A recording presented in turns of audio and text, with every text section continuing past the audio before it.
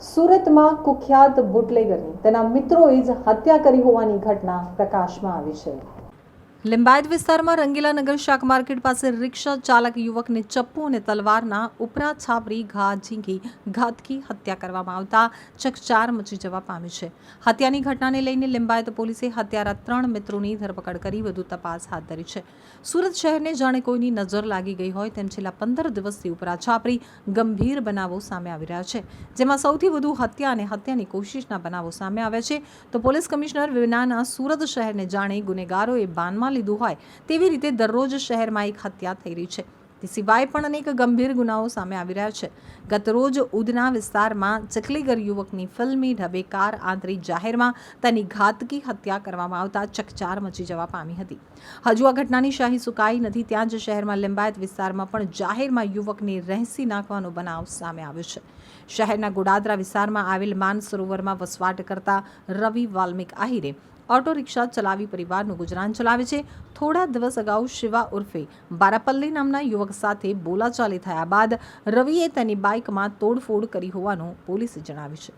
તોડફોડની અદાવત રાખીને ગતરોજ શિવા ઉર્ફે બારાપલ્લી તથા રંગીલા નગર શાક માર્કેટ પાસે રહેતો હર્ષલ ઉર્ફે દાદુ અને ડંડોલી નવાગામ ખાતે રહેતો મનોજ ઉર્ફે સત્તો ભેગા મળી રવિને લિંબાયત રંગીલા નગર શાક માર્કેટ પાસે બોલાવ્યો હતો, જ્યાં આ ત્રણેય આરોપીઓએ ભેગા મળી રવિને એલફેલ ગાળો આપી હતી અને ધક્કામુક્કીનો ઢોર માર મારી રવિને માથામાં પથ્થરના ઘા ઝીંક્યા હતા। એટલું જ નહીં પરંતુ ચપ્પુના ઘા મારી ઉપરા છાપરી તલવારના ઘા પણ ઝીંકી દીધા હતા, જેના કારણે રવિ લોહી લુહાણ થઈ જતા ત્યાં જ ઢળી પડ્યો હતો।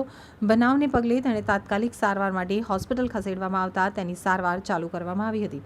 બીજી બાજુ પોલીસે તેમની પત્ની પૂનમની ફરિયાદ લઈ હર્ષલ ઉર્ફે દાદુ, મનોજ ઉર્ફે સટ્ટુ, શિવા ઉર્ફે બારાપલ્લી સામે હત્યાની કોશિશનો ગુનો દાખલ કર્યો છે।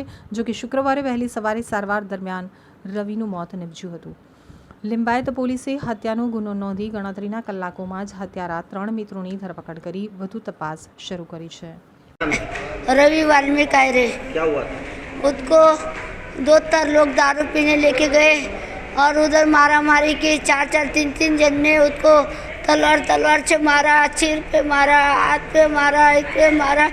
मेरी बच्ची बच गई। क्यों मारा? क्या कुछ पैसे से बोले 30-40 हज़ार रुपया छीन लिए उन लोग ने। और ये उठा जब तक इसको मारी रात में।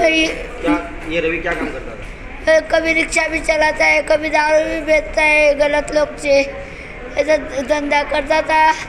लेकिन मेरे को तो किसका सहारा नहीं है। 25 साल हो गया, पति मर गया, एक ही लड़का है। क्या मांगे आपकी?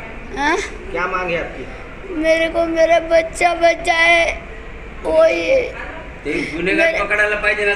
वो गुनेगार पकड़ा जाना चाहिए। वो गुनेगार को जिंदा मत रखना, उनको मत रखना। આજથી 3 થી 4 દિવસ પહેલાં એક વ્યક્તિ રવિ ચીરા એ પોતાના મિત્રો સાથે મનોજ શિવા અને આ પ્રકારના એના 3 મિત્રો હતા એની સાથે બેસી રહ્યો હતો અને એ વખતે આ બંને વચ્ચે બોલાચાલી થઈ હતી। બોલાચાલીનું વધતા બંને વચ્ચે ઝઘડો થયો હતો અને જે ઝઘડામાં સામસામે મારામારી થઈ હતી, જેમાં મનોજ અને શિવાએ ભેગા મળી અને રવિ ઉર્ફે ચીરાને પથ્થર અને ચપ્પુના ઘા મારી અને એને ઈજા પહોંચાડી હતી। આ ઈજા કર્યા બાદ તેઓ ત્યાંથી નાસી ગયા હતા અને જે ભોગ બનનાર છે એને હોસ્પિટલાઇઝ કરવામાં આવ્યો હતો। હોસ્પિટલમાં ટ્રીટમેન્ટ દરમિયાન ભોગ બનનારનું મૃત્યુ થયું હતું અને જે આરોપીઓ છે પોલીસે આ 3 આરોપીઓની ધરપકડ કરી લીધેલ છે અને આ બનાવ અનુસંધાને જે પીએમ રિપોર્ટ આવશે એ અનુસાર અમે આગળની કાર્યવાહી કરીશું।